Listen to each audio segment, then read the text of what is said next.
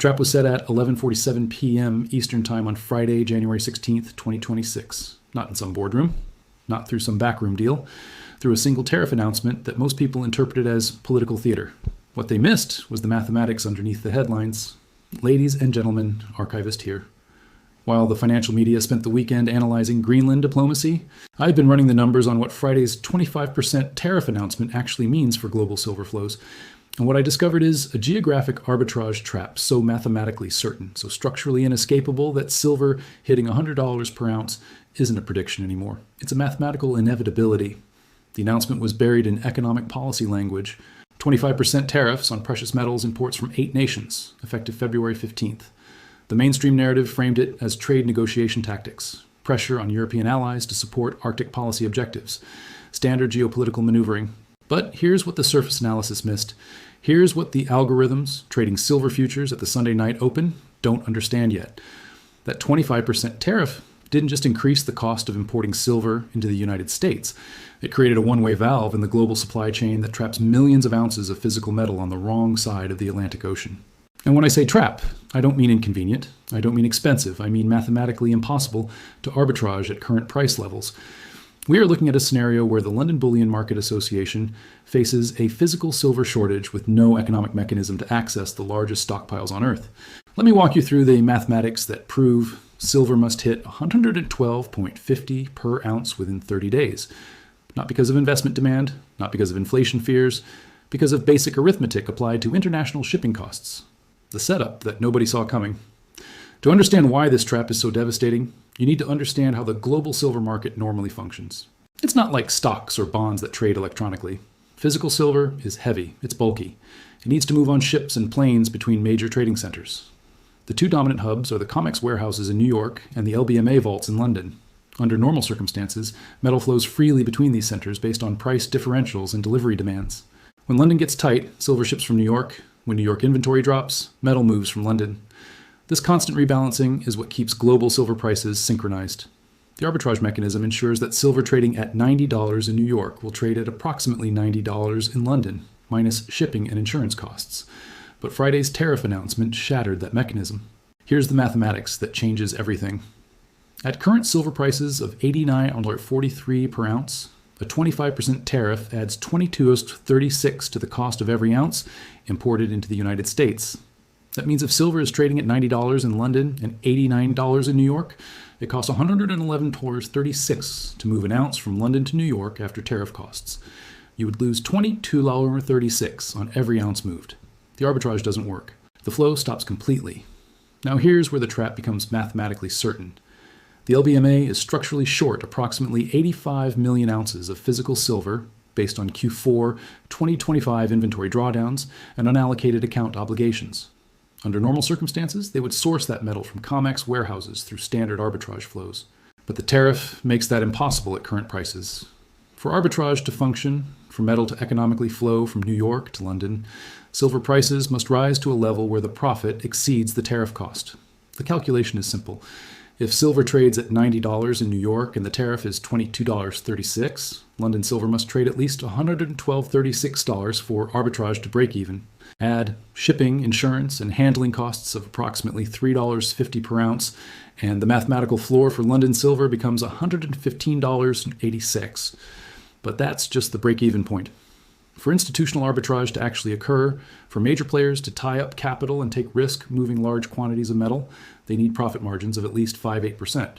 That pushes the London clearing price to $125 per ounce. And here's the feedback mechanism that makes this inevitable. As London silver prices rise due to supply constraints, investment demand increases globally, higher prices attract more buyers. More buyers create more demand pressure. More pressure drives prices even higher. The mathematical certainty, $112.50 per ounce within 30 days. Let me show you the specific calculation that proves $112.50 is not just possible, but inevitable under current tariff policy. The LBMA shortage of 85 million ounces must be filled within 45 days based on contract settlement cycles and ETF redemption obligations. There is no other source of physical silver large enough to satisfy this demand except COMEX registered inventory. COMEX currently holds 287 million ounces in registered warehouses. Under normal circumstances, 85 million ounces would represent significant demand but manageable within global flow patterns. But the 25% tariff creates a minimum price threshold for any metal leaving U.S. custody. That threshold, as calculated above, is $115.86 per ounce. However, we must account for seller behavior. Physical silver holders, knowing about the supply constraint and tariff barriers, will not sell at the minimum threshold. They will demand premiums reflecting the captive market situation. Historical analysis of similar commodity traps shows sellers typically demand 15-25% premiums above calculated arbitrage levels when they control scarce supply. Applied to the $115.86 threshold, seller premiums push the actual clearing price to $133 and $145 per ounce. But there's a third factor: industrial demand inelasticity.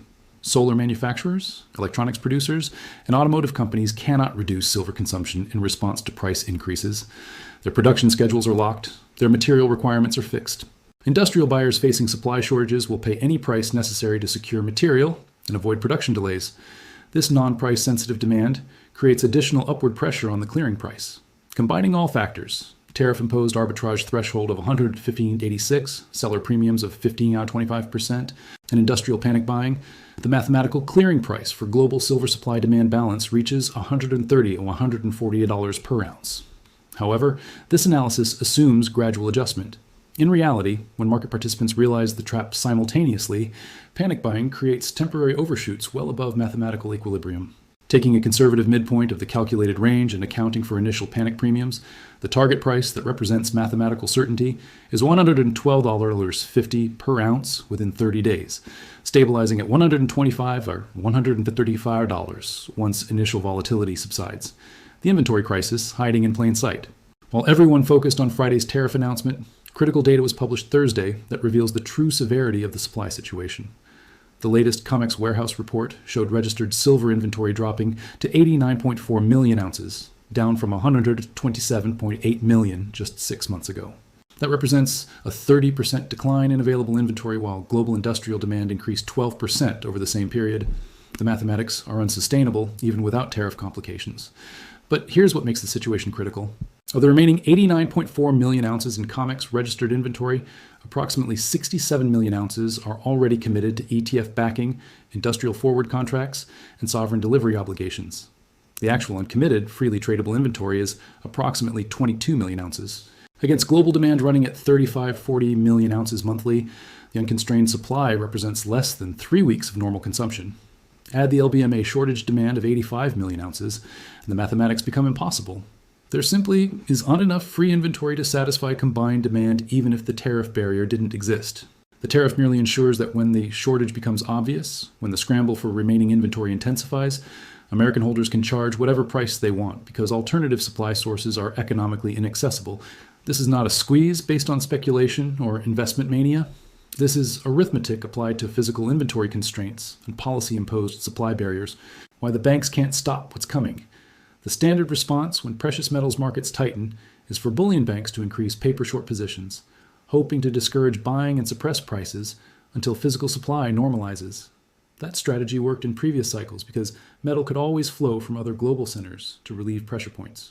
Banks could lease metal from central banks, move inventory from Hong Kong or Zurich, or expand unallocated account ratios to manage demand. None of those mechanisms work when the fundamental problem is tariff-imposed supply barriers. You cannot short paper silver into submission when industrial buyers need physical metal and the only economically accessible supply is trapped behind a 25% tariff wall. The paper shorts become increasingly meaningless as the physical market decouples entirely. More critically, every paper short position opened at current levels becomes a catastrophic liability when physical prices explode above $120. Banks short at $89 facing cover costs. At $135 are looking at 46 per ounce losses, multiplied by millions of ounces of exposure. The normal suppression playbook becomes a suicide mission when applied to a supply-constrained market with arbitrage barriers. And here's what terrifies the institutional shorts the most. This situation has no natural expiration date. The tariff policy isn't temporary emergency measures that sunset automatically. It's structural trade policy that continues until and unless diplomatic negotiations produce alternative arrangements. The banks can't wait this out. They can't hope for temporary supply disruptions to resolve naturally. They're trapped in short positions against a market with permanently altered supply dynamics. The timeline that starts Monday morning. Based on institutional silver trading patterns and historical responses to supply crises, here's the week-by-week timeline that unfolds starting Monday, January 19th, 2026. Week 1, January 19th, 23. Initial recognition phase. As markets digest the full implications of Friday's tariff announcement, spot silver gaps up from $89.43 to approximately $94.50 at Monday's open. By Wednesday, industrial buyers begin panic purchasing, driving prices to $98.70. Friday close, 100 to 120s. Week 2, January 26th, 30. LBMA delivery crisis becomes apparent. European silver ETFs face redemption requests they cannot fulfill due to supply constraints. Physical silver in London trades at 106, while COMEX paper markets lag at 102. The decoupling begins. Friday close, $108.90. Week 3, February 2 to 6. Critical shortage acknowledgement. Major industrial buyers announce force majeure on silver-dependent production lines. Solar manufacturers halt panel production pending supply security. Electronics companies begin redesigning products to minimize silver content. The scramble intensifies. Friday close, 117.25. Week 4, February 9th to 13. Mathematical ceiling reached. Physical silver hits 125 in London. Spot markets, while American holders demand 130 plus for any metal crossing the Atlantic. The tariff trap is now fully operational. Paper markets become increasingly irrelevant as physical supply disappears entirely. Friday close, $124.80. The personal positioning strategy. Let me be direct about something. I'm not a financial advisor. I do not provide investment advice, but I've been analyzing commodity markets for 15 years. And I've never seen a setup with this level of mathematical certainty. If you hold paper silver through ETFs, unallocated accounts, or futures contracts, you need to understand that you own claims on metal that may not be physically deliverable when the supply crisis peaks. Consider conversion to allocated storage or physical possession while metal is still available. If you're short silver through any mechanism, you're facing potentially unlimited losses as supply constraints eliminate normal arbitrage relief mechanisms. Mathematical analysis suggests covering immediately regardless of current loss positions. If you hold physical silver, you're positioned for what may be the most significant commodity repricing event in modern financial history. The key is not selling too early as panic buying drives initial overshoots well above mathematical equilibrium levels. My personal triggers for the next 30 days. If silver closes above $95 on Monday, the recognition phase has begun. If registered COMEX inventory drops below 85 million ounces, the shortage becomes mathematically certain. If London-New York spreads exceed 3%, the decoupling is irreversible. The broader implications nobody's discussing. The situation extends far beyond silver prices. When fundamental commodity flows break down due to policy barriers, it signals the fragmentation of global trade systems that have operated for decades. If tariff policies can trap silver supply, they can trap copper supply, lithium supply, rare earth elements, and any other strategic material. We may be witnessing the early stages of a complete reorganization of global commodity markets along geographic and political lines. For investors, this means traditional portfolio diversification strategies based on global market integration may no longer provide intended protection. Asset allocation must account for potential supply chain nationalism and commodity flow disruptions. For industrial companies, this means supply chain security becomes more important than cost optimization. Companies dependent on silver-intensive production may need to build strategic inventory reserves regardless of carrying costs. For monetary policy, this means commodity price inflation driven by supply constraints rather than monetary expansion, which traditional interest rate policies cannot address effectively. The mathematical inevitability. Let me return to the core argument that makes this analysis different from typical precious metal speculation. The numbers are not debatable. The LBMA needs 85 million ounces within 45 days. COMEX has 22 million ounces of uncommitted inventory. The 63 million ounce shortfall must come from existing holders at prices high enough to incentivize sales. The tariff policy makes arbitrage impossible below $115.86 per ounce. Industrial demand ensures buyers will pay whatever price necessary for available supply. Seller premiums reflect captive market conditions. These are not predictions based on sentiment or technical analysis. These are mathematical calculations based on physical inventory data and policy-imposed cost structures. Silver reaching $112.50 within 30 days isn't speculation, it's arithmetic. The only variables are timing, precision, and peak overshoot levels during initial panic phases. The trap is already set, the inventory shortage already exists, the tariff barrier is already operational, the mathematics are already inevitable. What happens next is not about markets or sentiment or manipulation. It's about physics. There isn't enough silver in accessible locations to satisfy known demand at current prices. When reality becomes impossible to ignore, when industrial buyers start bidding against each other for remaining supply, when the LBMA admits they cannot fulfill delivery obligations, the price adjustment won't be gradual. It will be immediate, violent, and mathematically certain. We are 26 days from February 15th, when the tariff becomes fully operational. We are watching the final weeks before a commodity supply system that has functioned for decades breaks down completely. The countdown has begun. The mathematics are clear. The outcome is inevitable. Silver at $112.50 per ounce within 30 days. Not because of hype or speculation or market manipulation, because of math.